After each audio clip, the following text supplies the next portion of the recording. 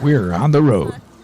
Where transportation goes, community grows. Welcome to On the Road with the MTA.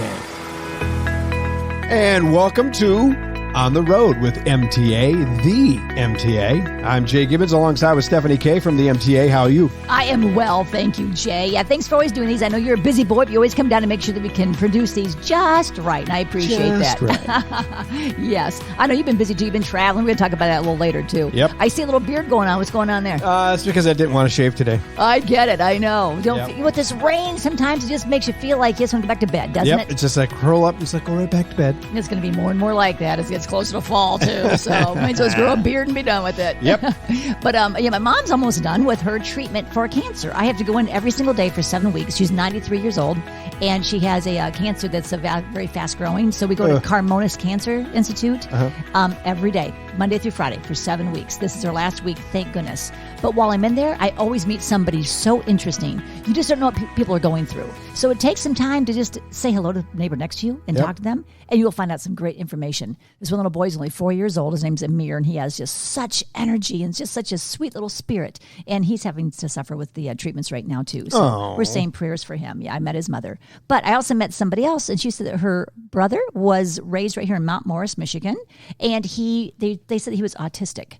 And so they said he's never really going to amount to anything. He's probably not going to graduate. Well, he didn't let that get to him. He graduated, and he has a master's degree. Wow. And he always wanted to go to Britain. And so once he graduated, he took off, and he went to Britain, and he wanted to work at the palace. And they were like, well, you're an American citizen. You really do have to be, from the British area here. So this is the real palace, not the Palace of Auburn Hills. No, the real Queen's Palace. So he got dual citizenship. And now he is working, he's seen over millions of dollars. He does all of the history for all his churches around in the Britain area, and in London. And he had a chance to actually have a tea with the Queen, so he was really excited.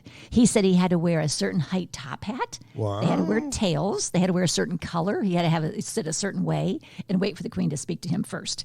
And he said it was thrilling, and she was very prim and proper and very nice. But he said when he mentioned his mother, who is also 93 years old, she changed her whole demeanor, and she leaned in, and she said the best advice to him is, tell your mother the best thing she can do for herself is exercise every single day. And the Queen lived to be, 100 years old, wasn't she? 96 years old? 96, there you go. Yeah, it was Betty White that was 99, almost made 100. Yeah, it's crazy. Yeah, so exercise every day. I guess that's a good thing. I guess it does work. So that's just a couple of people that I had a chance to speak with.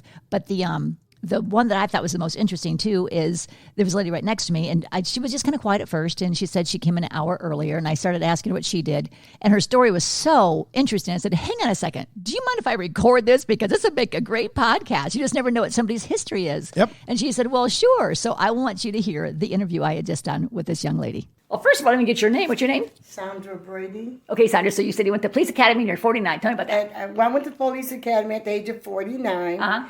And 5 months later, I graduated. I graduated 49 and turned 50 5 months later. Wow. And then what did you train you're a Marine? What? Well, what happened is I started off in the jail. Actually, the sheriff, Joe Wilson, was my professor at the time. Okay. And he said, well, we're giving out applications to work as correctional officers. So I got a application. Sure. So I started off in the jail. So about 3 years later, there was kites. And kites mean that there's information going through the jail for the deputies, because a lot of times you don't get a chance to read everything. And it said we are sending correctional officers to the police academy. So I went down to the sheriff and I said, Sheriff, is there an age limit? He said, no, if you can pass a written and physical like everyone else, I'll send you. Good for I you. said, me and you, Jesus. And that was it. Yeah, that's awesome. But then you took guys at Houghton Lake to train them for what was that? What happened is after I worked there for a few years, I went, like I said, I took the sergeant exam and became a sergeant. And so the sheriff asked me if I would be over all the lakes and the dive team. So I'm actually the first black female in Genesee County to be over all the divers. Yeah. And over all the lakes. But what was that? Your title was called the Marine something? It's Marine Division. Marine Division. So there were 14 on my watch that my divers pulled out, 14 drownings. Oh, my goodness. On my watch, yeah. And you trained them in Houghton Lake to do that? The ones that I trained at Houghton Lake, those were Ferris State students. Gotcha. And they came up in the summer and applied for the job, and then we picked 6 every summer to work the lakes. And if there was one that really stood out to me, I would talk to the sheriff about them coming and working full time, because I did also boating safety classes on the off seasons. Oh. So I would take one of the students with me, and we'd do boating safety, and I also was a dare officer. So I taught kids how to say no to drugs. Oh my gosh, what haven't you done, girl? That's amazing. Nothing but the Lord, honey. I take no credit. But so after 6 years of working the lakes, I was, ready to retire. Sure.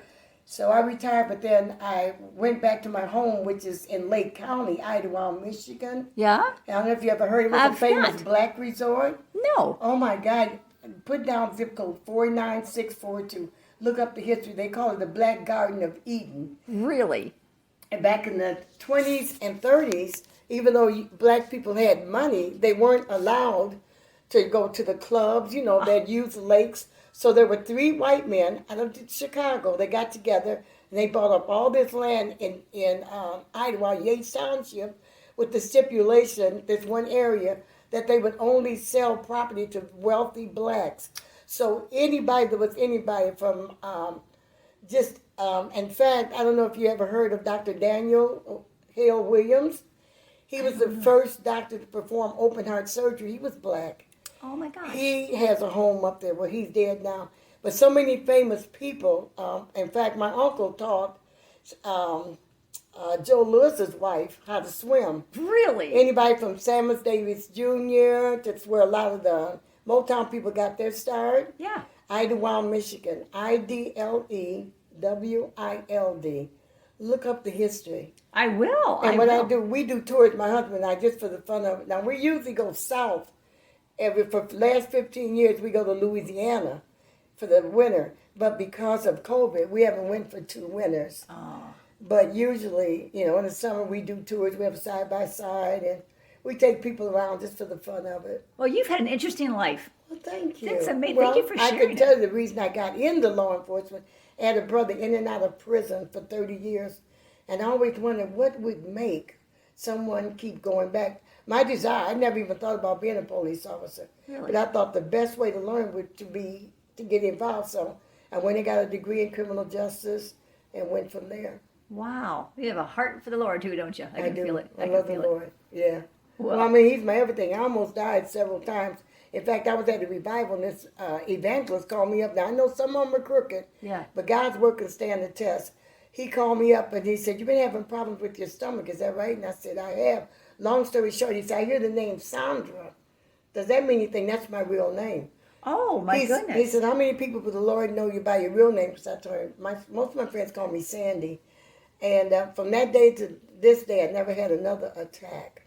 Really? That's a testament. So when you go back and see Dr. Manaher and Dr. Subaretti, they're going to be amazed. Those were my doctor's names at the time. And they were amazed, weren't they? The cancer was gone. I never had cancer. Oh. That's what I'm saying. No. You had the stomach issues that were gone. Yeah, I'm thankful. No, I've never been diagnosed with any type of cancer. Hemangioma is blood vessels. It's just a bunch of blood vessels. And that's what you have now. That's what I had now. Then they thought it was pancreatitis, but they don't know what it was. But I've never been.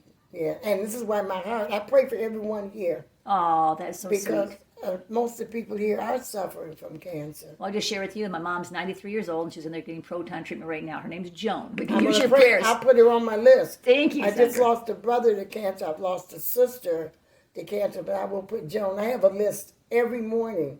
Really? Mm-hmm. That's so nice. Yeah. And your name? Stephanie K. I love you, Stephanie. I love you too, girl. Thank you so much. You are sweet. I'll have to tell Teresa because she's so really, really nice. Yes, Teresa Williams runs the hospitality house where you're staying right now. But you guys, I mean, your personalities are the same. I know, that's why I love her so much. Yeah, we're good friends. Yeah, you can tell. And she's tall like you. She is, yeah. Well, thank you for your story so much. You're welcome. I kind of studied because I wasn't planning on that. No, it's great, though. It's great. It was all natural. See what I'm talking about, Jay? Isn't it fun and interesting? Oh, that's amazing. And there was so much more to her story that I can't even fill in for you right now. But I will keep asking people their stories, and I will keep putting them on the podcast. And if you want to be on the podcast, how can I do that, Jay? All you have to do is just drop us an email at podcast@mtaflint.org. That's it. And we'll Very get simple. you on fun. We'd love to have that. We'd like to do anything in the community that might be healthy or like free services and make your life easier. So that's what we're here for, isn't it? Absolutely. That's what we're here about, all about the community. That's right. Not just Flint, but Genesee County too. Absolutely. Yep. And look at these people we're meeting every day, which I just love. Yep. Well, thank you for listening to our podcast, On the Road with the MTA, Stephanie K. and Jay. Yep. And listen next week when Jay's going to talk about his great adventures traveling outside of this area. It's going to be fun. You've been listening to On the Road with the MTA. For more information on our services and community outreach, visit us online anytime at www.mtaflint.org. And be sure to follow us on Facebook, Twitter, and YouTube. The MTA, your community, your connection, your way.